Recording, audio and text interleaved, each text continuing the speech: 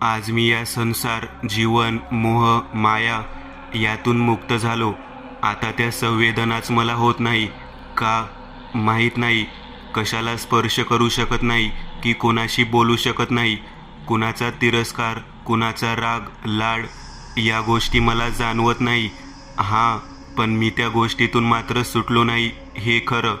कारण मी ज्या संस्कृतीत जन्मलो त्यात कित्येक योनीतून प्रवास करत किड्या मुंग्यांच्या जन्मानंतर माणसाचा जन्म मिळतो असे म्हणतात. आता तुम्ही म्हणाल की असा मी का बोलतोय? साहजिकच आहे, प्रश्न पडणारच. अशा गोष्टी कोण करू शकणार? आधी मी तुम्हाला सांगतो मी कोण आहे. नावात सांगतो, कारण त्या भूतलावर तरी नावं असतात. तसेच एक नाव, माझी ओळख प्रियदर्शन पोद्दार. माफ करा, होते. आता तुम्ही म्हणाल की होते असे मी का बोलत आहे, भूतकाळ का वापरत आहे? अहो, तर मी मुळीच जिवंत नाही. हो, मी मेलोय. आता तुम्ही म्हणाल की कसं बोलतोय मरणापश्चात सुद्धा? अहो, हीच तर खरी गंमत आहे, खूप मोठी गंमत. एक कोडे आहे, मला सुद्धा हे कोडे सुटले नाही. मी नाहीच आहे, पण संपलो नाही. मेलो म्हणजे आत्मा असेल असाच प्रश्न सगळ्यांना पडला असेल. अहो, पण आत्मा तरी कशी असते? मी तरी पाहिले नाही. त्यामुळे माझा आत्मा भटकतोय असं तर काही म्हणू नका. कारण मी मला पाहू शकत नाही, कोणीच मला पाहू शकत नाही. मला रूपच नाही, अगदी हवेसारखा आहे मी, न दिसणारा. पण एक दृष्टी आहे मला, अगदी डोळ्यासारखी. हां, पण त्याला सुद्धा रूप, रंग, आकार असं काही नाही. फक्त दिसतं. समोरचा अगदी जिवंत होतो, तशाच डोळ्यासारखं सगळं काही. समोरील मानवी आकृतीसुद्धा, पुरुष, स्त्री, लहान मुले मुली, अगदी तसाच जसा आधी मी पाहू शकत होतो. माझ्या प्रेताच्या समोरील ठेवलेले जळते मडके, ज्याला टिटव असे म्हणायचो, त्याच्यासमोर हांबरडा फोडून रडणारी माझी बायको सुनंदा, अगदी माझ्या निष्पाप देहाला कवटाळून रडणारी माझी 2 फुले, म्हणजेच माझी 2 मुले, अगदी 10-15 वर्षांची, पार्थ आणि नेहा. पार्थ माझा छोटा मुलगा, म्हणजे होता तो. कारण मी आता जिवंत नाही, त्यामुळे त्यांच्यासाठी मी नाहीच आणि माझ्यासाठी ते. नेहा माझी मोठी मुलगी माझ्या छातीला पकडून हुंदके देत रडत आहे. हा मात्र पार्थ रडत नाही आहे. आता तुम्ही म्हणाल की त्याचं पप्पावर प्रेम नाही. असं काही नाही बरं, कारण त्याच्यासमोर ज्या गोष्टी होत आहे हे त्याच्या समजण्यापलीकडे आहे. त्याला वाटत आहे की त्याचे पप्पा गाढ झोपेत आहे. अहो, 10 वर्षाचा मुलगा, सगळं कसं समजेल त्याला? मरण काय असतं, जिवंत राहणं काय असतं हे त्याला माहीत नाही. मी जिवंत असताना कधी सांगितलं सुद्धा नाही. म्हटलं उगाच असल्या गोष्टी कशाला सांगायच्या, त्याला वयानुसार ते समजेलच. पण ते माझं चुकलं होतं. अगदी त्याच्या हातातील टॉय, त्याची जिवलग खेळणी सेवियर, नाही, खेळणी नाही, त्याचा सोबतीच, अगदी घट्ट हातात पकडून माझ्या त्या देहासमोर उभा होता. मनात खूप भीती, प्रश्न घेऊन. कारणही तसेच.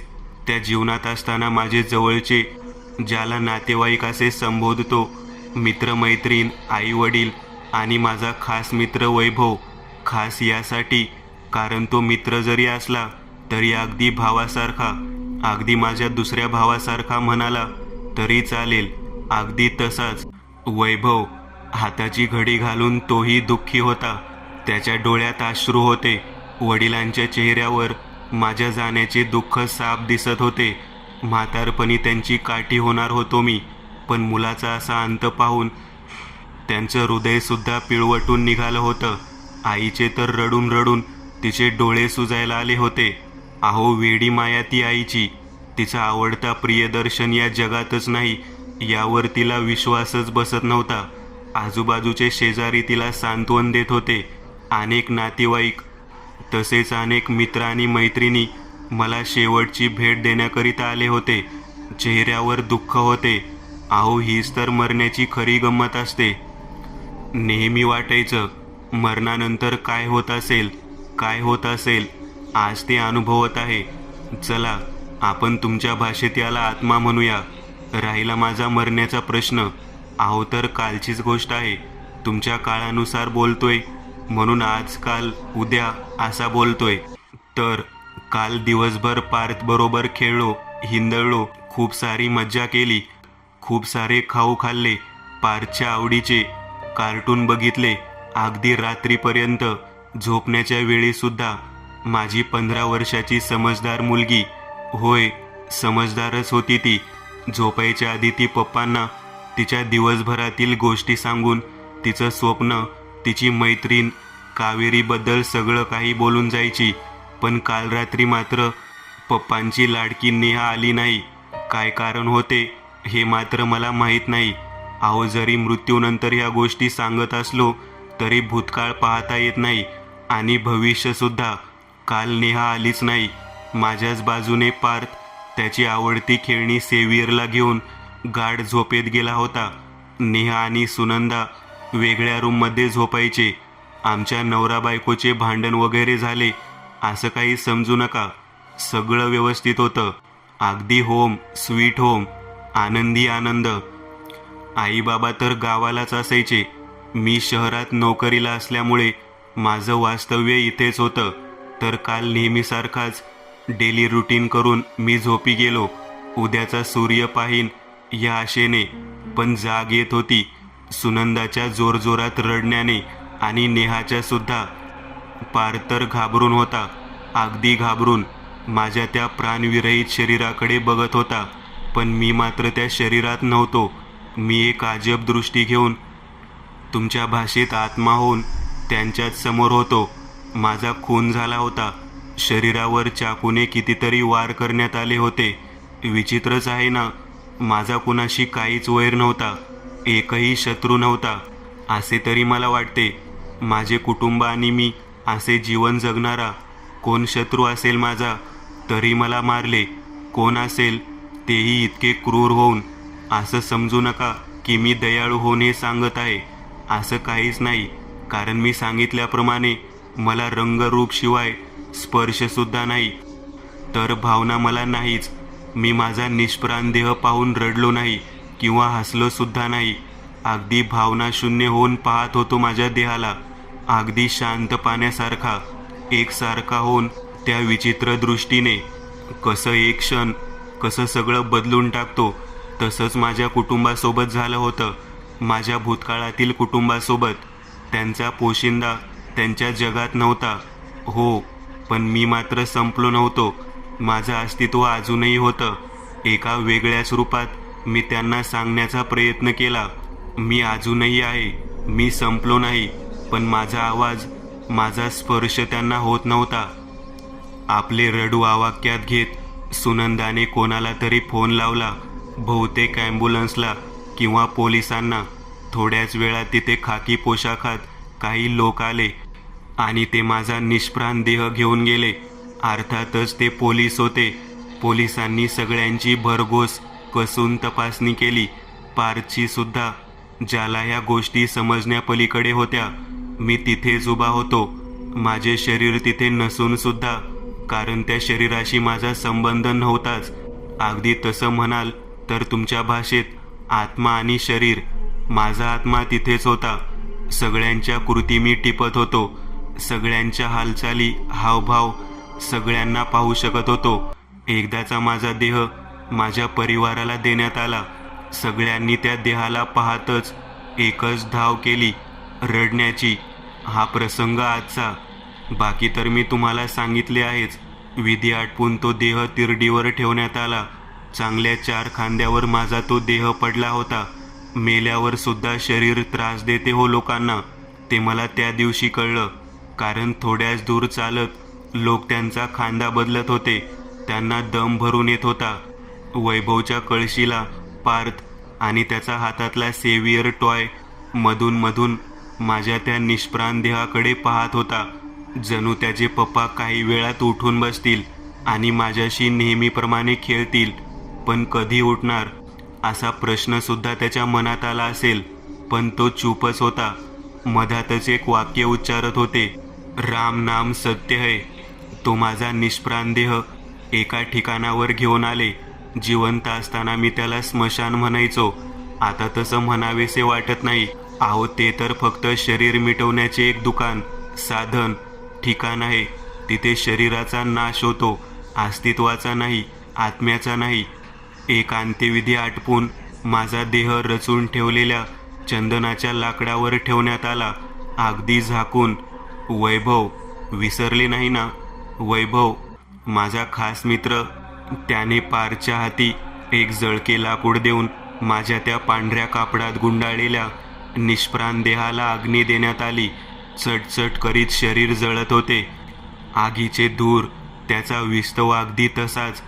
पप्पाचं शरीर जळत आहे, त्यांना त्रास होत असेल असं जोरजोराने ओरडत रडत पार्थ वैभव काकाला सांगत होता. पण त्याचे रडणे कोणालाच समजत नव्हते. आता त्या जळणाऱ्या शरीराला एक वेगळे रूप मिळाले होते. काळ्या पांढऱ्या राखेचे, त्यात गडद लाल पिवळ्या आगीचे लोट उसळत होते. त्यातील निखारे ताजेतवाने होते. माझ्या त्या रूपाला शेवटचा एक प्रणाम करून आलेले माझे नातेवाईक, मित्रमैत्रिणी एक एक करून निघून जात होते. वैभव काकासोबत असलेला पार्थ अजूनही मुसमुसत होता. आता त्याच्या डोळ्यातून अश्रू वाहत होते. आपले पप्पा आता कधीच परत येणार नाही हे सत्य बहुतेक त्याला समजले होते. पण मी अगदी त्यांच्या सोबतच होतो. सगळ्यांच्या कृती टिपत त्यांच्याकडे पाहत होतो. सोफ्यावर बसलेली माझी पत्नी सुनंदा आणि तिच्याच मांडीवर चेहरा ठेवून शून्य नजरेने एकीकडे पाहत असलेली नेहा होती. पप्पांना कोणी मारले? अनेक विचाराने तिच्या मनात गोंधळ निर्माण केला होता. आईबाबा सुद्धा अगदी दुःखी होऊन बसले होते. पार्थला दरवाजात पाहताच सुनंदाने परत हांबरडा फोडला. ती धावतच आली आणि पार्थला बिलगून रडू लागली. माझ्या देहाला अग्नी देऊन पंचतत्वात विलीन करणाऱ्या पार्थला बघून सगळ्यांचे डोळे पाणावले होते. नेहा तिच्या आजीकडे जाऊन जोरजोराने रडत होती. नेहाच्या तोंडातून शब्दसुद्धा निघत नव्हते. मी सुद्धा जिवंत होतो तेव्हा लहानपणी जेव्हा रडू यायचे तेव्हा आई आई करून बोलून रडायचो. अहो ते प्रेम आईबद्दल. काही लागले तरी आईचे नाव घ्यायचो. नेहा बाबाला जितकी प्रिय तितकेच नेहाला बाबा. म्हणूनच तिच्या तोंडी माझे नाव येत होते. हेच एक कारण होते. तसे कुठेही तिला भीती वाटली तरी ती माझेच नाव घ्यायची. खरंच मी सांगू शकलो असतो तर किती बरे झाले असते. मरणानंतर सुद्धा जग आहे. असो, ती कल्पनाच आहे माझ्यासाठी. मर्यादा आहे. आज 10 दिवस झाले असतील माझ्या त्या कुटुंबावरचा थोडा तरी दुःखाचा लोंढा कमी झाला होता. हो, पण सगळे हसत खेळत होते असं काही नाही. माझी आई आज सुद्धा जेवताना माझी आठवण काढत होती. ते तिच्या चेहऱ्यावरून स्पष्ट दिसत होते. सुनंदा सुद्धा तिच्या जॉबवर जायला निघत होती. तिची इच्छा नव्हती पण तरी सुद्धा ती तसं करत होती. सुनंदाला बाबांचा चष्मा देताना मला माझी आठवण झाली. तेव्हा बाबांचा चष्मा मी देत असो. आज ते कार्य ती करत होती. बाबा काहीतरी विषय बदलावा म्हणून पुस्तक वाचत होते. नेहा तर कधीचीच शाळेत गेली होती, ते पण जायचे म्हणून आईच्या हट्टाखातीर. कसं तरी सुरळीत आणण्याचा बेत चालू होता. पार्थ मात्र अजूनही त्याच्या खोलीत होता, घाबरलेला, खूप विचारात गुंतलेला. आज त्याचा सेवियर टॉय बेडच्या खाली पडला आहे याचं भानसुद्धा त्याला नव्हतं. याआधी त्याने कधीच असं केलं नव्हतं, कारण जेव्हाही कुणी त्याच्या खेळण्याला हात लावत असे तर तो पूर्ण घर अंगावर घ्यायचा. त्याला मी सुद्धा अपवाद नव्हतो. पण या 10 दिवसात मात्र तो वेगळाच झाला होता. सगळ्यांशी बोलणे कमी, तसेच बेडवर बसून होता, एकाच दिशेने पाहत, मला शोधत. मी अगदी त्याच्या समोर होतो पण तो मला पाहू शकत नव्हता. मी हळूच त्याला आवाज दिला, पार्थ. तो तरीही तसाच होता. मी आणखी जोरात त्याला आवाज दिला, पार्थ. त्याच्या त्या स्तब्ध झालेल्या डोळ्यांच्या पापण्याची हालचाल झाली. बाबा. बहुतेक माझा आवाज त्याने ऐकला होता. पार्थ उठला. तो माझ्याकडेच येत होता. तो अगदी माझ्या जवळ आला आणि हळूच माझ्या त्या अदृश्य आत्म्यातून निघून गेला. समोर ठेवलेला माझ्या प्रतिमेकडे बघत तो बोलत होता. म्हणजे माझा आवाज त्याला गेलाच नव्हता. तो फक्त योगायोग होता माझ्या बोलण्याचा. बाबा, तुम्ही परत या ना. मला तुम्हाला खूप काही सांगायचे आहे. तोच आजी आली, म्हणजेच माझी आई. तिने त्याच्या चेहऱ्यावरून हात फिरवला. कसं होणार दर्शन? खूपच घाई केलीस बाळा जाण्याची तू. तिच्या डोळ्यात पाणी आले.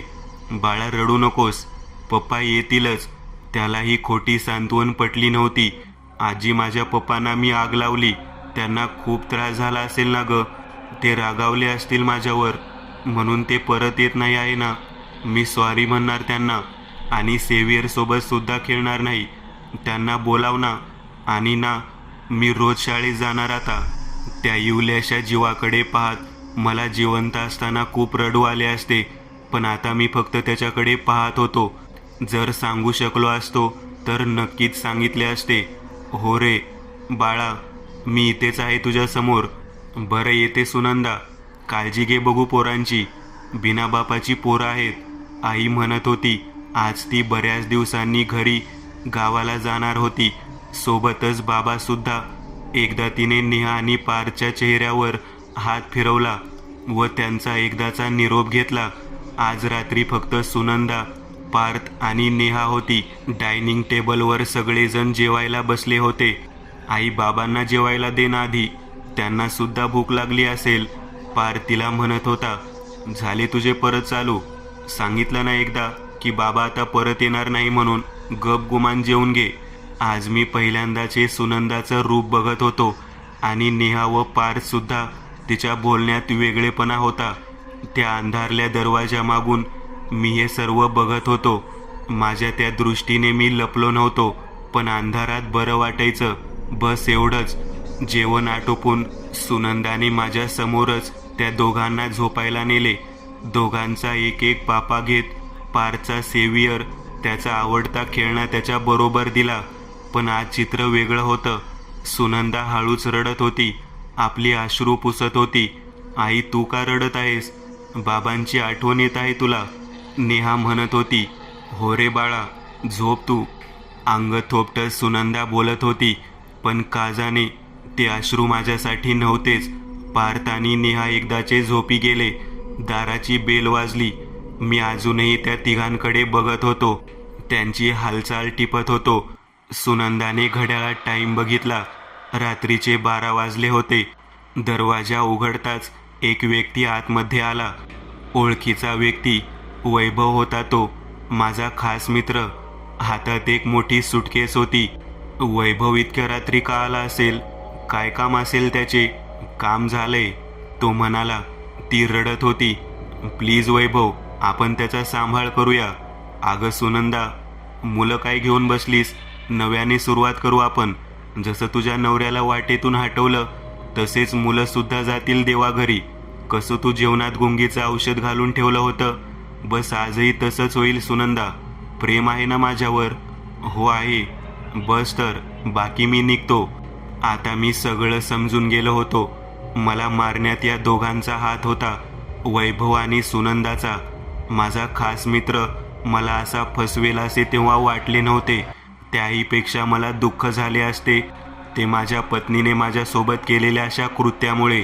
आज ती माझ्या मुलांना मारणार होती, पण मला त्यांचा राग येत नव्हता की सुडाची भावना येत नव्हती. काय करणार? वैभव, पार्थ आणि नेहासोबत मी त्यांच्याकडेच बघत होतो. त्याने सोबत आणलेली एक मोठी सुटकेस उघडली. त्यातून लांबसर चकाकणारा धारधार चाकू काढला. मी हे पाहू शकणार नाही, तूच कर हे. सुनंदा रडत रडतच त्या खोलीच्या बाहेर गेली. माझी 2 मुले पार्थ आणि नेहा झोपेतच होते. त्या गुंगीच्या औषधामुळे काहीच वेळात ते कायमचे झोपणार होते. वैभव हळूच तो चकाकणारा चाकू घेऊन पार्थ जवळ गेला आणि त्याने त्याचे काम केले. पार्थ गतप्राण झाला. तो चाकू त्याने नेहाच्या गळ्याला लावून तिची प्राणज्योत मालवली. आता समोर 2 मृतदेह पडले होते.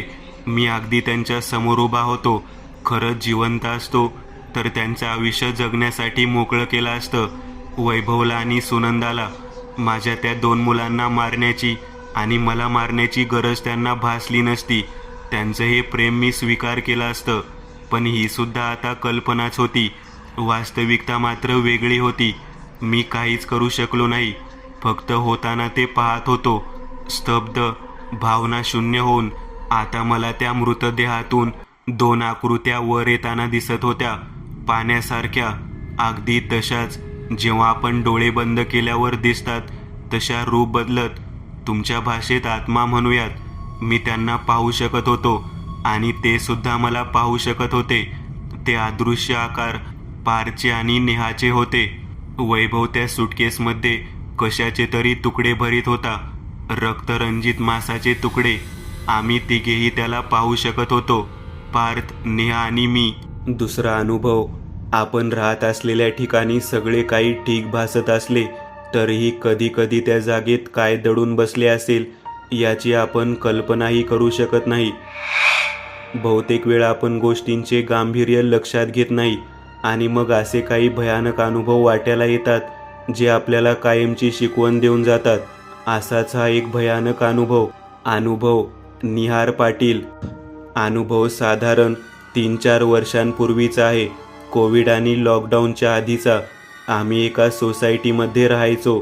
आई मला नेहमी बोलायची की संध्याकाळनंतर सोसायटीच्या मागे जाऊ नको आणि मी नेहमी या ना त्या कारणाने तिचे बोलणे टाळायचो. मला चांगलेच आठवते, नवरात्रीचे दिवस होते, त्यामुळे आम्हा मित्रांनी रात्री जागरण करायचे ठरवले. आधी बिल्डिंगच्या मागे बसून गप्पा करू आणि संपूर्ण रात्र तिथेच घालू असे ठरले. पण मग खायलाही काही हवे असे एक जण बोलला आणि मग काय, नॉनव्हेजचा बेत झाला. आम्ही जवळपास 3-3:15 पर्यंत गप्पा केल्या आणि आणलेले नॉनव्हेज खाल्ले. 3:30च्या सुमारास आम्ही सगळे घरी आलो. मला खूप झोप आली होती म्हणून मी बाहेरच्या खोलीतच सोफ्यावर झोपून गेलो. काही वेळाने अचानक आई आली आणि मला उठवू लागली. मी झोपेच्या ग्लानीत होतो. ती मला म्हणाली की मागच्या बाजूला कपडे सुकवायची क्लिप पडली आहे, ती जाऊन घेऊन ये. मी झोपेत असल्यामुळे जरा रागातच म्हणालो, अगं ही काही वेळ आहे का आणायची, मी सकाळी जाईन, आता मला झोपू दे. पण ती ऐकतच नव्हती. सतत म्हणत होती की जा लवकर, उठ आणि घेऊन ये. शेवटी मी नाईलाजाने उठलो आणि घरातून बाहेर आलो. डोळ्यांवर प्रचंड झोप होती, त्यामुळे जणू एखादे स्वप्न पाहतोय की काय असे वाटत होते. नवरात्री असल्यामुळे बिल्डिंगच्या आवारात देवी बसवली होती, पण इतक्या रात्री मांडवात कोणी नसल्याने सगळे अगदी ओस पडले होते. मी बिल्डिंगच्या मागे आलो. डोळे चोळतच चालत होतो, पण का कोण जाणे मला वेगळे जाणवत होते. माझ्या प्रत्येक पावलासोबत एक वेगळी चाहूल भासू लागली, जसं कोणीतरी माझ्यावर नजर ठेवून आहे. याआधी मला असे कधीच जाणवले नव्हते. एकतर 3-3:15 झाले होते, त्यामुळे सगळीकडे शुकशुकाट पसरला होता. वातावरण प्रत्येक क्षणाला गूढ बनत चालले होते. तितक्यात एक थंडगार हवेची झुळूक अंगाला स्पर्शून गेली. मी एकदम शहारलो. तितक्यात मला क्लिप दिसली. मी पटकन ती उचलली आणि माझ्या फ्लॅटच्या खिडकीत बघायला वर पाहिलं. मला वाटले की आई उभी असेल, मला पाहत असेल, पण ती बहुतेक झोपायला निघून गेली होती. तसे माझे लक्ष नकळत बिल्डिंगच्या टेरेसवर गेलं, तर तिथे कोणीतरी उभं होतं. मनात विचार डोकावून गेला की अशा अवेळी कोण असेल, पण वेळेचे गांभीर्य लक्षात घेता मी बघून न बघितल्यासारखे केले आणि पुन्हा जायला निघालो. मी जशी चालायला सुरुवात केली तसा आजूबाजूला अंधार गडद होऊ लागला. जणू काही सोसायटीमध्ये लाईट गेली आहे. वातावरणातला गारवा खूप वाढला होता. अचानक सगळीकडे धुके पसरू लागले. जो आकार मी काही वेळापूर्वी टेरेसवर पाहिला होता तो आता मला माझ्या समोर दिसू लागला. मी प्रचंड घाबरलो. मी तिथून धावत सुटलो, पण मला मार्गच सापडत नव्हता. इतके धुके दाट झाले होते. शेवटी मी घाबरून एका कोपऱ्यात बसून राहिलो. पण पुढच्या मिनिटाला माझ्या बाजूला पाहिलं तर एक बाई बसलेली दिसली. नऊवारी साडी घातली होती, लांब सडक केस जे चेहऱ्यावर पसरले होते. मी तिचा चेहरा पाहण्याचा प्रयत्न करू लागलो. तसेच झटकन मान करून तिने वर पाहिले. त्या केसांमधून मला फक्त तिचे लाल भडक डोळे दिसले आणि माझी बोबडीच वळली. मी घाबरून जोरात ओरडण्याचा प्रयत्न करू लागलो, पण माझ्या तोंडातून आवाजच निघत नव्हता. मी हातपाय मारत राहिलो आणि मला जाग आली. पाहिले तर मी माझ्या घरीच होतो. म्हणजे जे सगळे घडले ते स्वप्न होते. घड्याळात वेळ पाहिली तर बरोबर 3:40 झाले होते. मी तसाच झोपून होतो. या स्वप्नाबद्दल कोणाला काहीच सांगितले नाही. मी ठरवले होते की आता पुन्हा बिल्डिंगच्या मागच्या बाजूला जायचे नाही, पण मित्राच्या सांगण्यावरून मी पुन्हा तिथे गेलो. साधारण 10-10:30ला मी घरी आलो आणि झोपून गेलो. त्या रात्रीच्या तुलनेत मी आज लवकर आलो होतो. माझे वडील आत बेडरूममध्ये झोपले होते आणि आई गावी गेली होती. मी उशिरा आल्यामुळे बाहेर सोफ्यावरच झोपून गेलो. रात्री कधीतरी मला जाग आली आणि जाणवले की माझ्यावर कोणीतरी नजर ठेवून आहे. मी हलकेसे डोळे उघडून पाहिले तर तीच बाई माझ्या समोर उभी दिसली. मी उठून पळायचा प्रयत्न केला, पण माझे संपूर्ण शरीर जणू जखडून ठेवले होते. मला साधे हालताही येत नव्हते. ती बाई हळूहळू माझ्या जवळ येऊ लागली. तिने माझा पाय खेचला आणि जोरात ओढले. मी घाबरून देवाचे नाव घेऊ लागलो आणि जोरात उठून देवघराच्या दिशेने धावत सुटलो. पुन्हा एकदा डोळे उघडले. पुन्हा एकदा भयानक स्वप्न. फरक फक्त एवढाच होता की आता मी सोफ्यावर नाही तर खरंच देवघरात होतो. पण मग हे स्वप्न होते की सत्य, काही कळायला मार्ग नव्हता. आता मात्र मी आईला सगळा प्रकार सांगायचा ठरवला. दुसऱ्या दिवशी संध्याकाळी आई येणार होती. संपूर्ण दिवस एकच विचार डोक्यात घोळत होता. कधी एकदा आई येते आणि तिला सगळं सांगून मोकळा होती असे झाले होते. संध्याकाळी ती घरी आली तसे मी तिला 2 दिवसांपासून घडत असलेले भयानक प्रसंग आणि स्वप्न सांगितले. ती मला खूप ओरडली, पण नंतर शांत होत समजावून सांगू लागली. नवरात्रीला आपले देव बांधलेले असतात, म्हणून त्याला घट बसवणे असे म्हणतात. या काळात वाईट शक्ती मोकळ्या फिरत असतात, म्हणून शक्यतो या दिवसात मध्यरात्रीनंतर बाहेर फिरायचे नसते. मी इतक्या दिवसांपासून बिल्डिंगच्या मागे जाऊ नकोस, त्याला एकच कारण आहे. तुम्ही जिथे रात्री बसून गप्पा मारता, खेळता आणि कधी कधी नॉनव्हेज वगैरे आणून खायला बसता, ती जागा चांगली नाही. आपण या सोसायटीमध्ये राहायला येण्यापूर्वी इथे राहणाऱ्या एका बाईने टेरेसवरून उडी घेऊन आत्महत्या केली होती. तुम्ही जिथे बसताना त्याच जागेवर पडून तिचे डोके फुटले होते. त्या भागात संपूर्ण रक्ताचा सडा पसरला होता. म्हणूनच मी इतके महिने झाले सतत सांगायचे की मागच्या बाजूला जाऊ नको. मलाच नाही तर आपल्या सोसायटीमधल्या बऱ्याच लोकांना तिचं अस्तित्व जाणवतं. काहींना तिचा भास होतो तर काहींना ती दिसते सुद्धा. हा सगळा प्रकार आईकडून कळल्यावर मात्र त्या भागात साधे फिरकणेही मी कायमचे बंद केले. मित्रांनो, आज पुरतं एवढंच. तुम्हाला जर काही गोष्ट आवडली असेल तर नक्की लाईक करा. तुमच्यापैकी बरेचसे जण व्हिडिओ लाईक न करताच पळून जातात, पण हा जर व्हिडिओ तुम्ही लाईक केला तर मला जरा बरं वाटेल आणि असेच भारी भारी व्हिडिओ बनवायची माझ्यात एनर्जी येईल. त्यामुळे नक्की लाईक करा. आणि अजूनही कोणी या चॅनलला सबस्क्राईब केलेलं नसाल तर लगेच सबस्क्राईब करून टाका. आणि बाजूची घंटी ती मात्र दाबायला विसरू नका. देवाची घंटी आहे ती. चला तर मग पुन्हा भेटूया अशीच एक आगळी वेगळी गोष्ट घेऊन पुढच्या